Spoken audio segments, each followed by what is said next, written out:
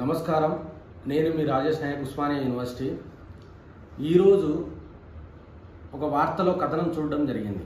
ఏంది అనంటే 28వ తారీఖు నాడు గౌరవ తెలంగాణ రాష్ట్ర ముఖ్యమంత్రి అయినటువంటి రేవంత్ రెడ్డి గారు ప్రైవేట్ ఆసుపత్రి ఓపెనింగ్ కోసం వరంగల్ నగరానికి విచ్చేస్తున్నారనేది ఒకటి వార్త.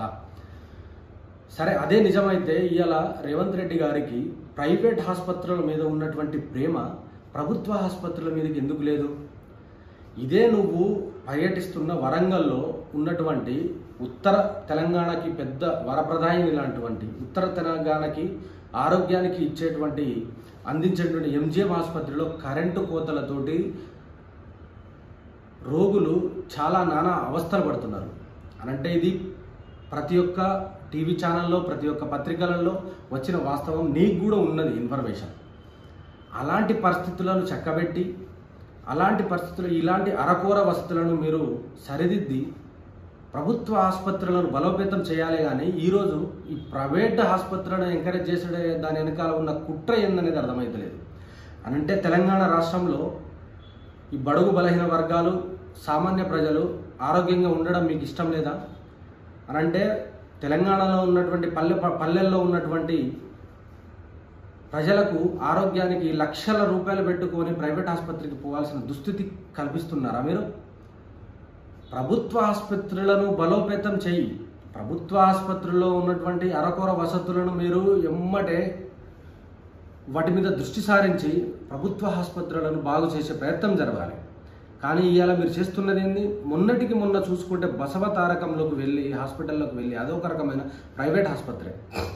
అందులో వెళ్ళి మీ యొక్క స్పీచ్లు, మీ యొక్క వ్యవస్థ అంతా తెలంగాణ ప్రజలు చూసి సిగ్గుతో తలవంచుకున్నారు.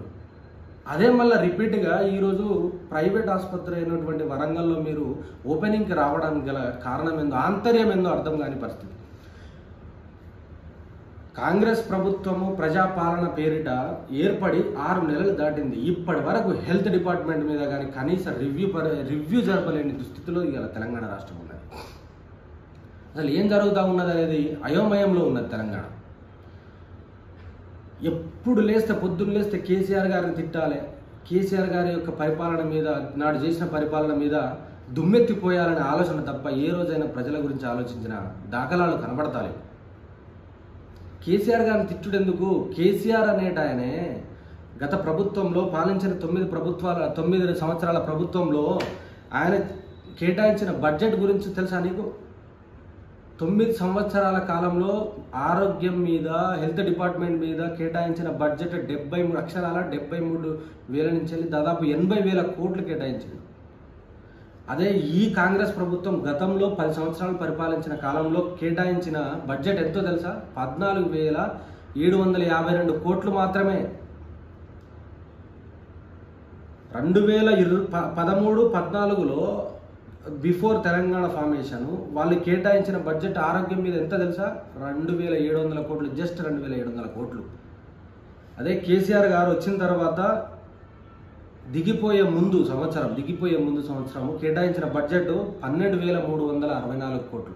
అనంటే కేసీఆర్ గారికి ఉన్న ఆలోచన సొయ్యి తెలంగాణ రాష్ట్ర ప్రజల ఆరోగ్యం మీద ఇప్పుడున్న ప్రభుత్వానికి లేదనేది స్పష్టంగా కనబడతా ఉంది.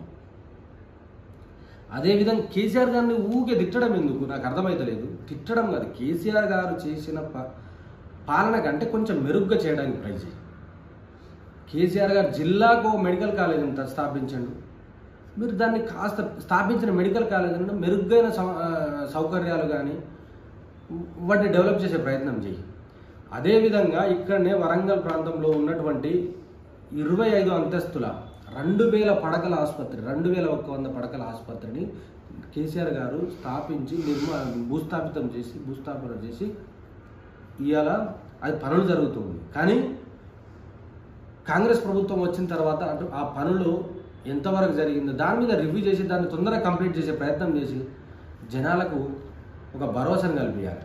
అదేవిధంగా టిమ్స్ తరహా ప్రతి జిల్లాకు మెడికల్ కాలేజ్, నర్సింగ్ కాలేజీలు, నాడు ఉన్నటువంటి మెడికల్ సీట్లకు 3 రెట్లు పెంచింది కదా కేసీఆర్ గారు. బస్తీలలో ఉన్న ప్రజలు నా వాళ్ళు బస్తీలో ఉన్నటువంటి ప్రజలు బాగుండాలి, ఆరోగ్యంగా బాగుండాలనే ఉద్దేశంతో బస్తీ దవాఖానాను తయారు చేసింది కేసీఆర్ గారు. అలాంటి కేసీఆర్ గారిని మీరు మర్చిపోయి పొద్దున్న లేస్తే మీ యొక్క పత్రికలలో కానీ మీ యొక్క టీవీ ఛానల్లో కానీ భజన చేయించి తిట్టడం తప్ప మీరు చేస్తుంది ఏం కనబడట్లేదు. రేవంత్ రెడ్డి గారు దయచేసి మీకు చెప్తున్నాం ఏంది అని అంటే, ఇలాంటి ప్రైవేట్ హాస్పిటల్ల యొక్క ఓపెనింగ్ పర్యటనను మీరు రద్దు చేసుకోవాలి. ప్రభుత్వ ఆసుపత్రులను మీరు బలోపేతం చేయాలి. బలోపేతం చేసి తెలంగాణ రాష్ట్రంలో ఉన్నటువంటి ప్రజలకు మీరు భరోసాగా నిలబడాలి. ప్రభుత్వ హాస్పిటల్ను విస్మరించి ప్రైవేట్ హాస్పిటల్ను మీరు ఎంకరేజ్ చేయడం, దాని వెనుక గల ఆంతర్యం ఏందో తెలంగాణ ప్రజలు గమనించాలి.